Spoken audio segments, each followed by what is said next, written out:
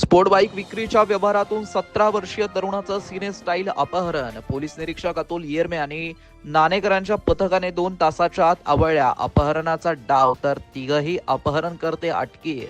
सिडकोतील बजरंग चौकातून 17 वर्षीय मुलाचं कारमधून करण्यात आलेल्या 7 जणांनी मिळून अपहरण करण्याची धक्कादायक घटना 3 जानेवारीला मध्यरात्री घडली.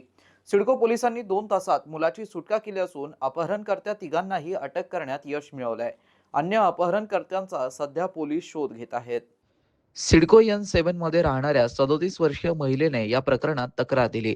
त्यांना 2 मुले आहेत. मोठा मुलगा 17 वर्षाचा असून लहान मुलगा 12 वर्षाचा आहे. शुक्रवारी 2 जानेवारी रोजी 10:30च्या सुमारास रात्री महिला व त्यांची मुले घरात असताना मोठा मुलाचा मित्र घरासमोर आला. त्याने मित्रासोबत बाहेर जाऊन येतो असं सांगून निघून गेला. मध्यरात्रीनंतर 12:15च्या सुमारास तनय व त्याचा मित्र हे स्कूटीवरती बसून मेडिकवर हॉस्पिटल N6 कडून बजरंग चौकाकडे आले. तिथून वळत असताना स्कूटी मागून अपहरण करते 2 जण पळत आले. त्यांनी त्याला ओढलं, त्यामुळे त्याच्या मित्राने स्कूटी पळवण्याचा प्रयत्न केला. अपहरणकर्त्यांच्या ओढण्यामुळे दोघेही स्कूटीवरून पडले. त्याचवेळी आणखीन एक अपहरणकर्ता धावून आला. तिन्ही अपहरणकर्ते त्याला फरफटत ओढून नेऊ लागले. त्याचवेळी आणखीन एक मोटारसायकलवरती तिघे आले. त्यांनी त्याला बळजबरीने घेऊन जाण्यास मदत केली. सर्व 6 अपहरणकर्त्यांनी मिळून त्याला फरफटत नेत टाटा पंच कारमध्ये डांबलं. त्यानंतर कारमध्ये 5 जण आणि मोटारसायकलीवरती 2 जण अशा 7 जणांनी तनयचं अपहरण केलं.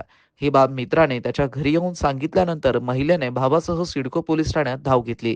सदर घटनेबाबत माहिती मिळताच वरिष्ठ पोलीस निरीक्षक अतुल येरमे, पोलीस उपनिरीक्षक अनिल नाणेकर, सहाय्यक पोलीस उपनिरीक्षक सुभाष शेवाळे, पोलीस अंमलदार मंगेश पवार, विशाल सोनवणे, शिवाजी भोसले, महादेव दाने, देवा साबळे, प्रदीप फरकाडे यांनी अपहरण झालेल्या मुलाचा आणि अपहरणकर्त्यांचा शोध युद्धपातळीवरती सुरू केला.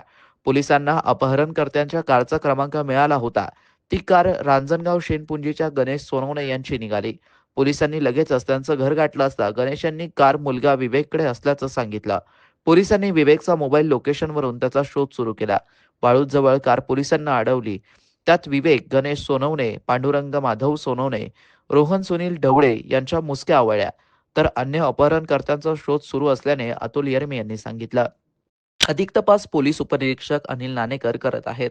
पोलिसांच्या सूत्रांच्या माहितीनुसार स्पोर्ट बाईकच्या विक्री व्यवहारातून रोहनने मित्रांसोबत मिळून त्याचा पैशासाठी अपहरण केलं असून अधिक तपास पोलीस करत आहेत. मित्रांनो, ही बातमी तुम्हाला कशी वाटली आमच्या कमेंट बॉक्समध्ये प्रतिक्रियेच्या स्वरूपात नोंदवायला विसरू नका. अशाच बातम्या बघण्यासाठी आणि अपडेट राहण्यासाठी आमच्या YouTube चॅनलला सबस्क्राईब करायला विसरू नका. धन्यवाद.